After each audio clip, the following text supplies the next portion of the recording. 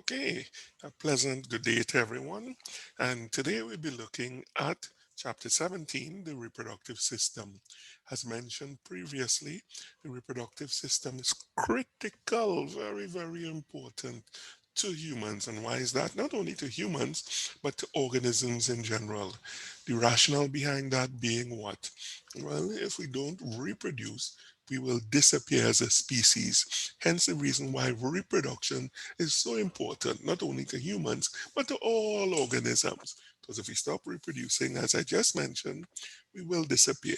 So hence the reason of its importance. So let's see in humans the importance of this process, okay?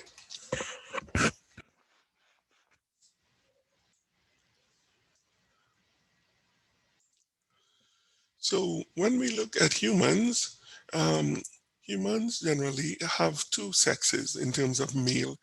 From a reproductive perspective, there are two, male and female. Let's have a look at the male anatomy. Now, this sagittal section illustrates the organs of the male reproductive system, and the structures are numbered in the order in which they encounter the sperm. So, question: into which duct does the bulbourethral gland drain? The ductus deferens or the urethra? Let's have a look. Have a look at the diagram and see if you could come up with the answer. And that answer is very good, the urethra. So as shown here in this diagram, in terms of the passage of the sperm, first, of course, the sperm matures in the testes. It moves from the testes through the epididymis, goes along the ductus deferens. There it is, it's going along, right, all the way along, going past all of these other structures here. Then it reaches, as it comes along here, passes the prostate. Very important in terms of the prostate, because the prostate, very important organ within the body itself, and structure rather than an organ. And what it does, secretions from the prostate are very critical in terms of converting sperm into semen. And we'll talk a little bit more about that later in the lecture. So it passes along, it goes past the ejaculatory duct, the prostatic urethra. So this is the passageway that goes through the prostate itself. Then it passes along the membranous urethra, then to the spongy urethra, and then of course it is expelled to the external environment via ejaculation. So the penis, the shaft and the glands of the penis project outward from the lower torso, but the root remains within the pelvic cavity. A ventral view of the erect penis with the corpus spongiosum displaced. This is shown in a later diagram, but this one, what we're looking at here, this is showing the glans penis projecting outward from the torso, with the root remaining within the pelvic cavity. And a question for you: does the foreskin of an uncircumcised penis, does it cover the glands or the shaft of the penis? Very good. That answer, of course, is the glands, right? For the uncircumcised penis, the foreskin will cover the glands, but in a circumcised instance, the foreskin is removed, therefore the glands is not covered. So when we go to B, in terms of the diagram as shown here, this is showing the erect penis. And of course, in terms of the erection occurring, both the corpus spongiosum and the corpus cavernosa, they become engorged and filled with blood. And this causes the hydraulic-like effect, which gives the penis its erect status. All right, so next we're moving on to the testes. These are the structures in which the sperm mature. The testes dangle in within the scrotum itself. The sperm develop in the seminiferous tubule in the spaces between Sertoli cells. All right, so that's very important in terms of those structures. And once you see these as shown here, this is showing the cross section of a seminiferous tubules, and you can see the sperm in terms of their maturing from the inner from the outer layer into the mature sperm to the inside here. Now here's a cross section of a seminiferous tube, and this Canon electron micrograph. So this is just showing again here it is. You're seeing these are the tails of the mature sperm. Shows the spermatozoa at the tubular periphery and mature sperm with tails projecting within the lumen itself. So I have a question for you. What is the steroid producing cells of the testes? Give it some thought. Excuse me.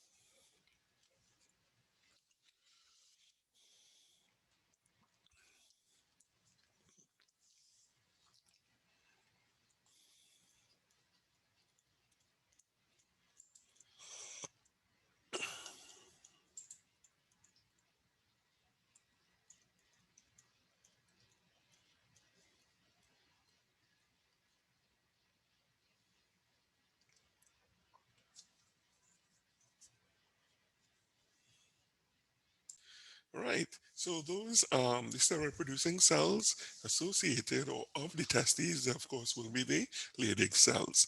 These testes themselves, they have two major functions. One, of course, is spermatogenesis, which is the production of sperm within the seminiferous tubules.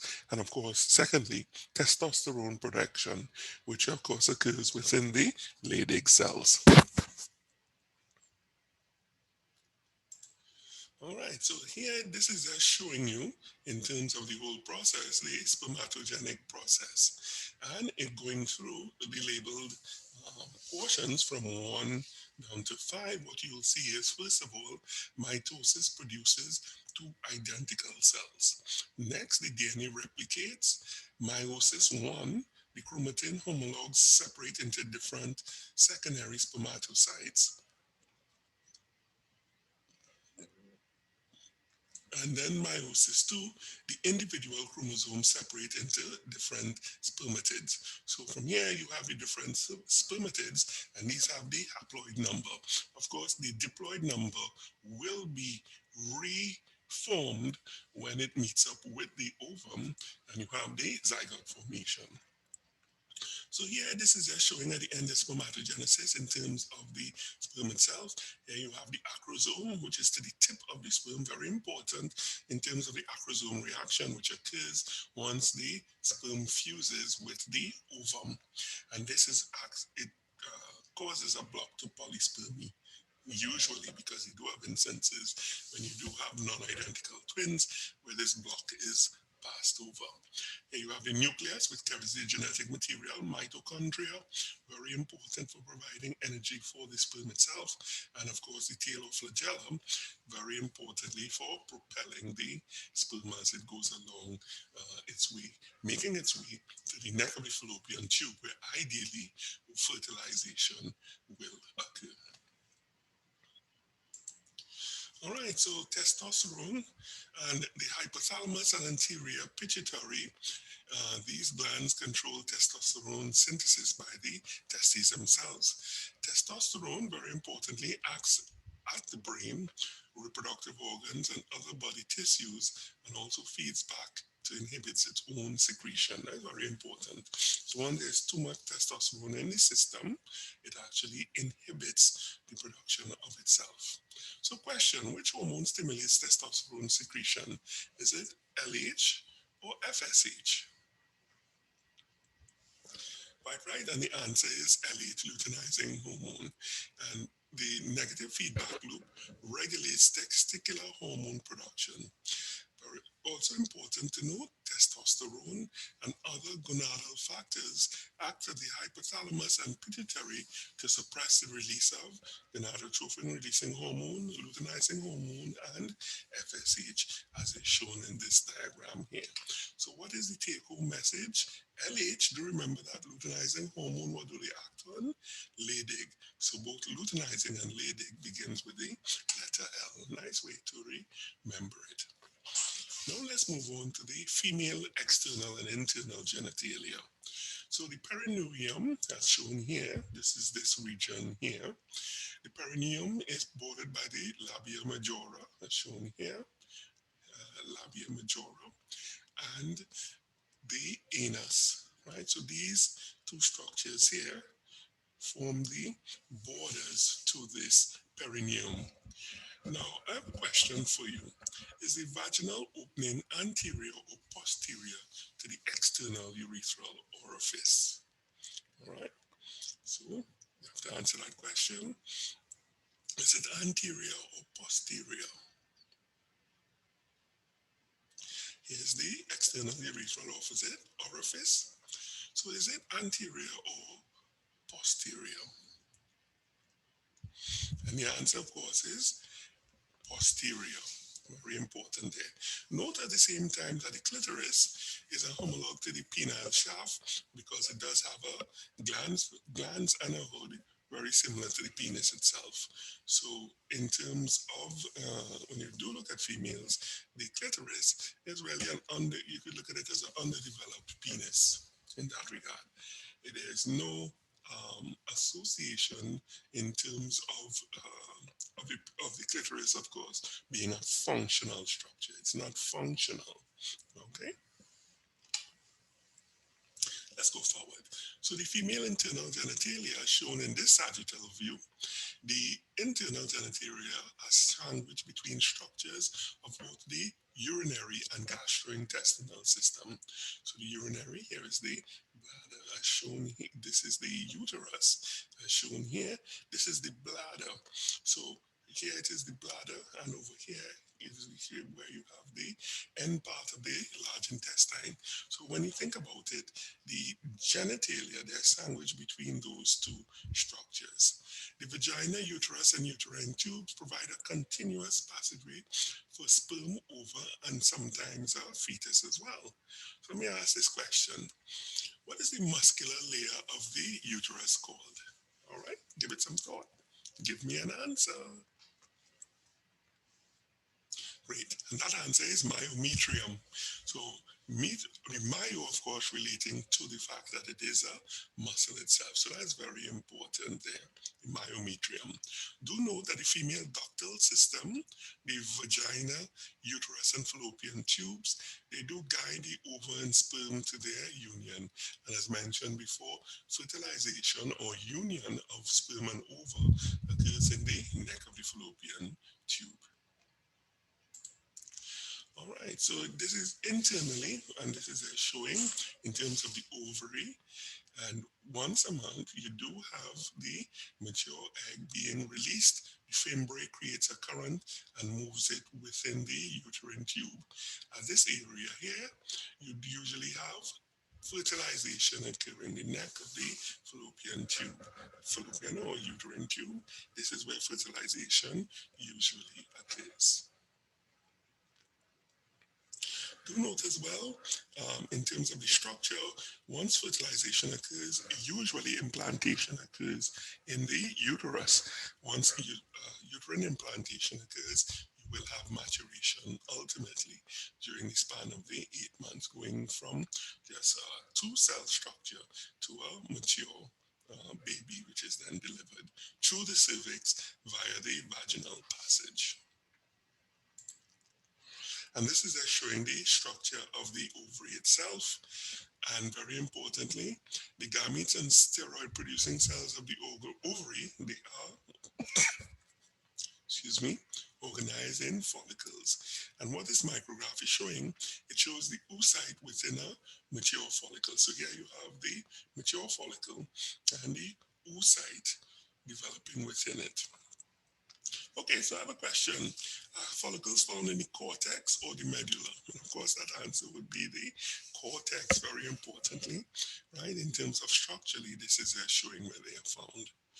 Very important to note as well, the ovary is also very analogous to the male structures producing testosterone.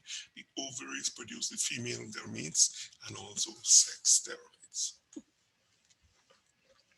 Right, so this is showing you the reproductive cycle, And during this reproductive cycle, ovulation separates the pre-ovulatory phase from the post-ovulatory phase. And figure shows a typical 28-day cycle, but in reality, a few cycles are very typical. Right, so this is showing the pre-ovulatory and the post-ovulatory or luteal phases. So the question is this: does menstruation occur during the pre or the post-ovulatory phase? And of course, as you could see here, first from the diagram, menstruation, of course, occurs within the pre-ovulatory phase. So during the ovarian cycle, very important, you have oogenesis occurring. And oogenesis during a female's fetal development, all the oogonia differentiate into primary oocytes, which cannot undergo mitosis. Primary oocytes complete meiosis 1, as shown here. They complete meiosis 1 just before ovulation, and secondary oocytes complete meiosis 2.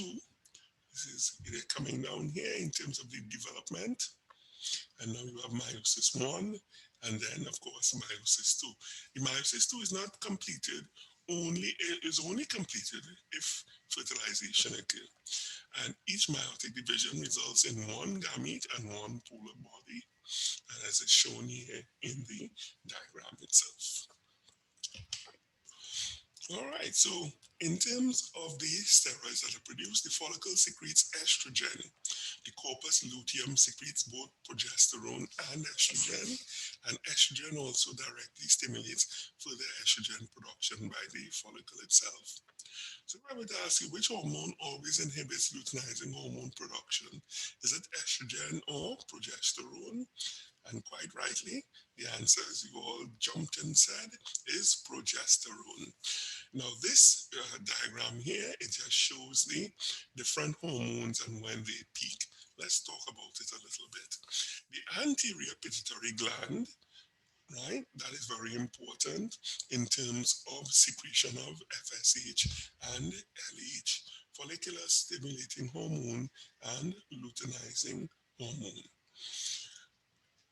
These, of course, control the follicle and corpus luteum. The follicle and corpus luteum themselves, they do secrete ovarian steroids, which control the uterine cycle. So the question is, why do FSH levels decrease during the follicular phase? All right. So FSH levels, we see them here. It's decreasing during the follicular phase, right? And then increases. Then of course it decreases again and increases. So why does it decrease? Right? Because of negative feedback caused by estrogen. So negative feedback mechanism causes this decrease in the FSH concentration. Seen here, increase in estrogen. So negative feedback causes the decrease in FSH. Okay, so we spoke about the maturation of in males, the sperm, and also the ovum getting ready for fertilization. Now let's talk about the sexual response itself. Now it has four distinct phases: arousal, the plateau, orgasm, and resolution. And these in turn are known by sexual excitement, the stable period, the organism, which is orgasm, sorry, which is the climax, and resolution, where you return to the pre-arousal state. Now, despite anatomic differences, the physiology of the response is remarkably similar in men and women. Males have a refractory period after orgasm. During this time, erection and ejaculation is neurologically impossible. All right, so that shows how it is in terms of the process. Now let's look at STDs, or sexually transmitted diseases. Just touching on them. So STDs, they are commonly so-called because they're communicated by sexual contact. And some are transmitted only by sexual contact. Example, gonorrhea, whereas some can be transmitted by non-sexual means. Example, HIV and AIDS, and some types of viral hepatitis, which can be transmitted via transfusions, either blood or accidentally, if fluids was encountered or were encountered from a HIV positive person, and now it's on the needle. And let's say somebody gets stuck with the needle, they can, of course, then get the virus within their circulating system. So this is just showing some sexually transmitted diseases and the treatments associated with them. Do note antibiotics are effective against bacterial infection, but may not prevent scarring from repeated infection. If a pregnant woman, for instance, has an acute outbreak of herpes, delivery by C-section is required to prevent transmission of the infection to the infant. And so that is something that is very important. So HPV treatment shown here, chlamydia, antibiotics, herpes, there's no known cure, and syphilis, of course, penicillin, very important. Now, the breasts, moving on to the breasts themselves, the breasts of pregnant women or nursing women are packed with milk producing granular tissues. Now, this X ray image shown here, it shows contrast material that was injected into a lactiferous duct at the nipple. It highlights the duct system of the breast itself. And here you can see how all of the um, system in which the milk flows in and then of course moves to the nipple. So the suckling action actually causes the access to the milk that is within these ducts. So question, what is the difference between the lactiferous sinus and the lactiferous duct? All right, so here we are seeing the duct and here is the sinus. What's the difference between the two? And of course, the sinus, the difference between here's the duct, there is the sinus, and the sinus is really an enlargement of the duct itself. So do remember this estrogen promotes getting pregnant, whereas progesterone promotes staying pregnant. So the progesterone and pregnant both begin with P. So you could make that association, whereas estrogen promotes getting pregnant. All right, so fertilization and implantation. So this is showing that process. So the zygote develops into a blastocyst, which implants into the endometrium. So here we see fertilization occurring, sperm penetrating the ovum, and then of course it moves and implantation occurring within the uterine wall. So the question is this, what cells of the blastocyst contact the endometrium? So which ones are they? And of course, that answer will be the inner cell mass. So where we have, once fertilization occurs, we have rapid, continuous cell division. So here we're after from two cells, one from the sperm, one from the ovum, you have this development of the blastocyst from D4 to 5. And here we have differentiation occurring, and you have a cavity, and then you have the trophoblast and the inner cell mass. And of course, this cell division is continuous, and when you, as it continues to divide, it increases in complexity. Here we have a day 12, we have implantation is complete. So here we have, first of all, initiation of implantation. But by day 12, it is completed in terms of the implantation within the wall of the uterine cavity. All right, let's go on to the next slide.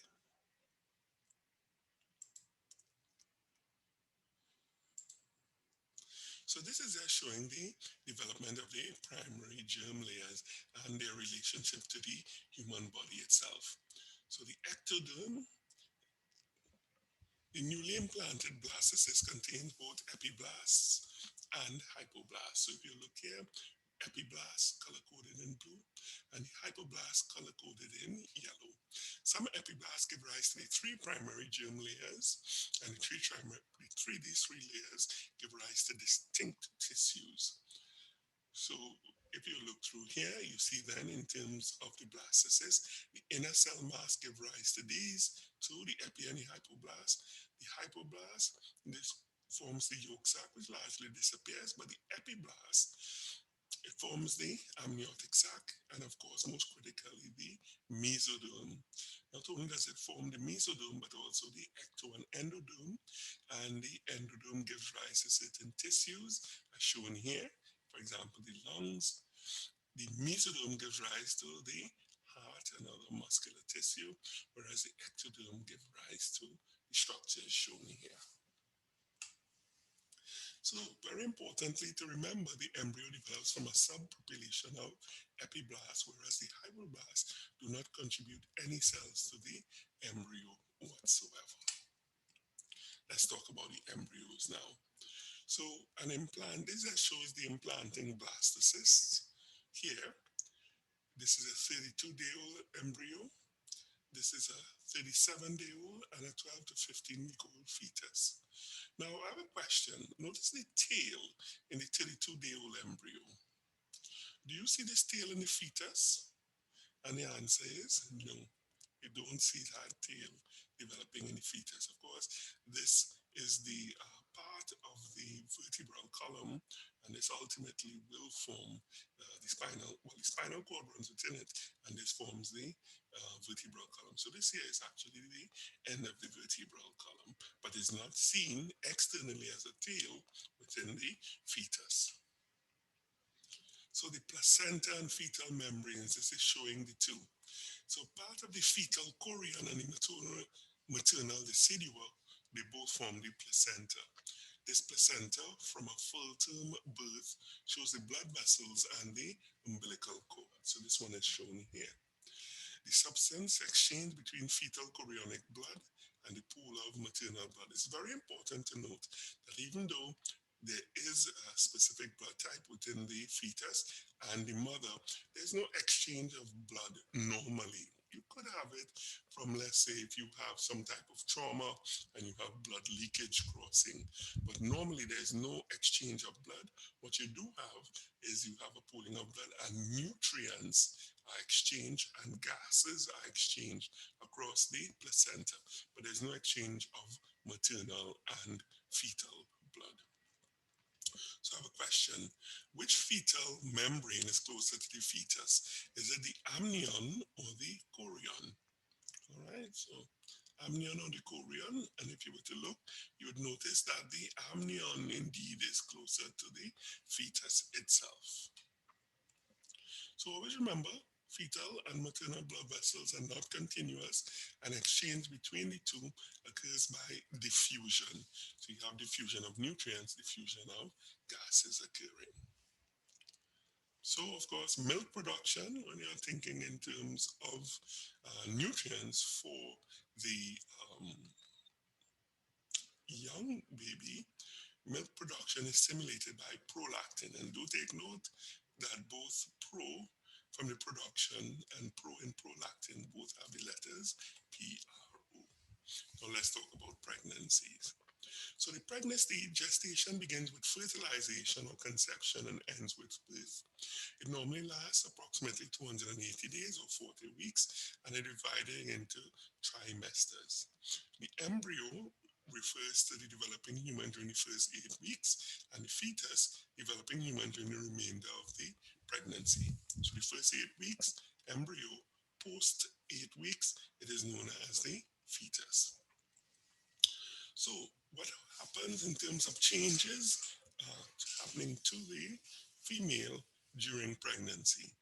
Now, the signs and symptoms of pregnancy reflect hormonal changes, and this figure shows it. Cardiovascular system, blood volume increase, skin and face, hormone increase pigmentation, the diaphragm and the lungs, the uterus pushes in on it, reducing lung volume, abdomen skin stretches, sometimes of course getting stretch marks, pelvis relaxing, relaxes all the joints, usually the immovable, including the usually immovable pubic symphysis. So this leads to widening of the pelvic girth to accommodate the developing fetus. And of course, all of these changes occur during the pregnancy. I have a question. Despite the increasing energy needs of the fetus, pregnant women frequently choose to consume quite small meals. And why is this so? Correct. Very good. I like your thinking. The stomach and the intestines are compressed by the growing fetus, so there isn't as much space for large amounts of food to enter the digestive tract. Hence the reason, small meals. Now, parturition. So, in terms of parturition, referring to the whole process, the delivery process, labor begins when there are enough oxytocin receptors in the uterine myometrium. All right, so name two chemical signals that stimulate uterine contractions. Of course, the release of oxytocin and prostaglandins. So let's see what happens here. So the fetal factors such as placenta, CRH, and inflammation occurs, increased number of myometrial oxytocin receptors. So the uterus becomes more sensitive to oxytocin. The oxytocin binds its receptors and it stimulates uterine contraction. Contractions push the baby against the cervix and the pituitary posterior secretes more. So it's a positive feedback mechanism which causes uterine contraction, ultimately leading to the delivery of the fetus. So let's talk just briefly on the fetal circulation. The fetal circulation, very importantly, it largely bypasses the lungs and to a lesser extent the liver. And the reason why is because within the amniotic sac, within the mother's womb, you have to remember that the lungs are virtually non-functional; they're fluid-filled. So that's why you need to bypass the lungs and to a lesser extent the liver. Blood entering right atrium flows through the foramen ovale. Any blood reaching the right ventricle is diverted to the aorta by the ductus arteriosus, and 20 to 30% of blood bypasses the liver through the ductus venosus. Very interestingly, in terms of the bypass of the liver, this is important because of the fact that the liver has quite a bit of venation within it. So if the blood rich in oxygen coming from the diffusion across the placenta from the mother, if this oxygen rich blood were to go through the normal passageways of the liver, it will lose significant amounts of oxygen before it gets into the proper fetal circulation. So this is why there is that adaptation in which the ductus venosus causes the bypass of the liver such that this rich oxygenated blood could enter the heart and then fetal circulation. All right, so this is just showing the adaptations from the umbilical cord, the oxygen-rich blood coming in, and here it is bypassing the liver because of the structure, the ductus venosus. As it bypasses, it does enter the heart itself. Does it need to go to get oxygenated through the lung? It does not. So therefore, the foramen ovale diverts the blood from the right to the left atrium, bypassing the pulmonary circulation or that circulation towards the lung. Then, so this hole in the heart, the foramen ovale, causes the bypass of the pulmonary circulation. And then we have the ductus arteriosus. Diverts any blood from the pulmonary artery, any blood that might have gone this pathway, it diverts it from there directly into the aorta. So therefore, again, bypassing that pulmonary circulation. Of course, the umbilical artery carries the fetal blood to the placenta to pick up more oxygen. So these are the adaptations associated with the fetal circulation. Note oxygen-rich blood coded high in terms of red, and of course, when it does hit the circulation, it has lost some of the oxygen, but it is still sufficient to maintain the life support system of the developing fetus. All right, and this is just an example of a case study which you will look at later on. So what did we look at today? Well, we looked at the structures associated with the male and female reproductive system. We looked at the maturation process of the sperms and ovum within the male and female. We also looked at some of the hormones which are critical as it relates to the female during the menstrual cycle.